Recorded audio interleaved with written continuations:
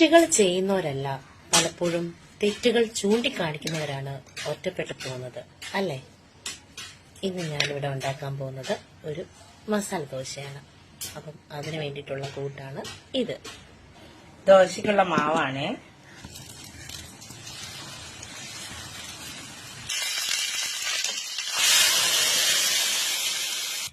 ചമ്മന്തിക്ക് ഈ ഒരു കളറായ തേങ്ങയുടെ അടിഭാഗത്തെ ആ ഒരു കടന്നു പോയപ്പോൾ ഞാൻ അങ്ങനെ അരച്ചു ചേർത്താണ്. അതുകൊണ്ടാണ് പ്യുവർ വൈറ്റ് കളർ ഇല്ലാത്തത്. ആദ്യത്തെ ദോശ ഇങ്ങനെ ആയിപ്പോയി.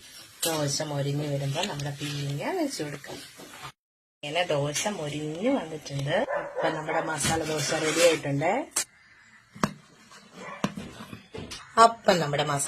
റെഡി ആയിട്ടുണ്ട്. അതിന്റെ കൂടെ എന്താന്ന് മനസ്സിലായോ? ഇത് കുഞ്ഞു മത്തി അച്ചാറിട്ടതാണ്.